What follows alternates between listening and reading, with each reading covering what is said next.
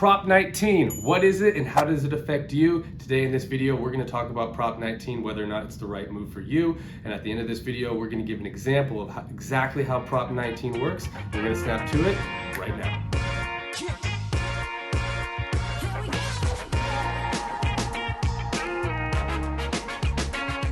I'm Drew Ferris. I've been a licensed realtor for the last 5 years, helping buyers, sellers, and investors across the county. Please comment below and subscribe to this channel. We'd love to hear from you. What is Prop 19? Prop 19 is all about reassessed values from transferring your tax basis from one property to another. When we talk about Prop 19, there are two categories I want to talk about. Number one are children inheriting property from their family. So if you have a property that you're inheriting from your parents and it is their primary residence, now, Prop 19 states that you are excluded from reassessment only up to $1 million of assessed value. So what that means is that if your parents bought a property in 1970 for $200,000 and now it's worth $1.2 million, you are completely exempt because you are within a $1 million gap between what the property was assessed for back in 1970 and what it could be assessed for today. If that property is worth more than $1.2 million, let's say it's worth $1.5 million, so now that gap is over 1 million, that 300,000 excess between 1.2 and 1.5 now has to factor into your reassessment. Number two are people who are 55 and older, victims of wildfire, or who are severely disabled. And we're gonna go into that calculation, what it looks like for those people. 55 and older, senior, victim of natural disaster, or severely disabled, you can take advantage of Prop 19 up to 3 times. It used to be only 1 time. So like I said, if you're making that move across California and you're concerned about your property taxes and whether or not you can keep them, now you know if you can keep them the way they are or if they have to be reassessed and how they are reassessed. Here's what the calculation looks like, okay? So all these words might seem really confusing, but we're gonna break it down to simpler terms, okay? If you buy a property that's equal or lesser value, which means your replacement property, than your original home, then there is no reassessment. You keep your base year value, meaning your original tax assessed value. But if you buy a property that's greater than what you sell for originally, then your value gets reassessed, okay? So we're gonna talk about what that means and how it's reassessed, okay? So it says here, where it says 105% or less of the full cash value of the original home if a replacement home is purchased or newly constructed within the first year after the sale of the original home. It's 110% if it's within the second year after the sale of the original home. So I'm going to show you this calculation very simply.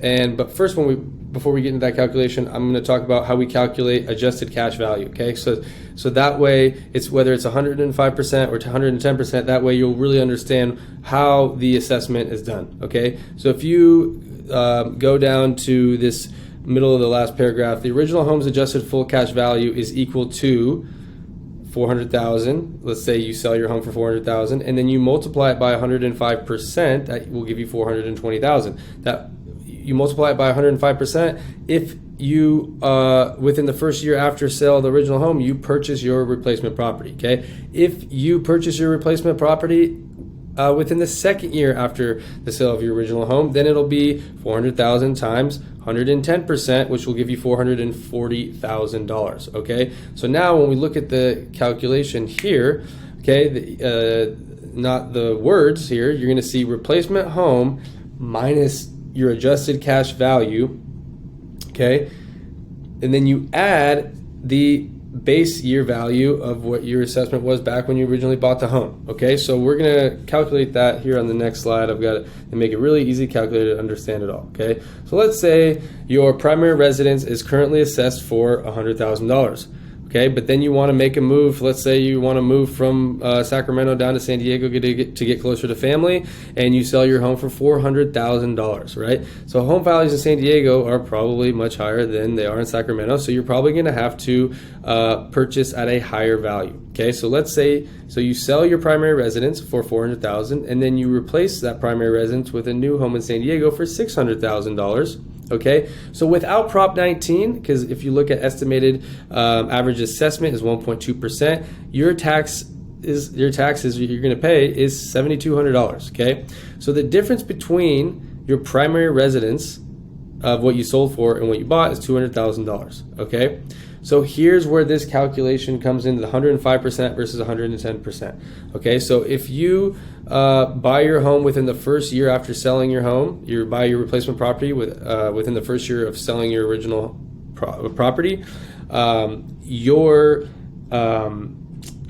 reassessment value is going to be $280,000, and your taxes will be $3360. If you buy a property within 2 years, or in the second year after selling your original property, you do that's the 110% comes in. Your adjusted assessment value, that your reassessment value is going to be $260,000. Okay, and your taxes will be $3120. Okay, so if we look back at this calculation, you have your replacement home, okay, minus your adjusted cash value. So if it's with 1 year, you're going to have $420,000. That gives you $180,000, and then you add your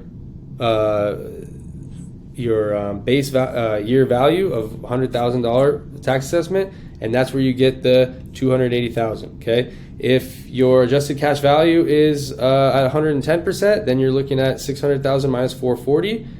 That gives you $160,000, and then you add that base year value of $100,000, and now you're at $260,000 reassessment. So I hope watching this video you understand where your reassessment comes from or how it's calculated, and you should know these things when you're making that move across California. So to give you a little insight, before Prop 19, you could only do this one time, and you could only do it within 9 counties across California. It was very specific of where you could actually move and transfer your tax basis. Now, if you are a senior, 55 and older, if you are a victim of wildfire or natural disaster, you can now take advantage of Prop 19 all across California.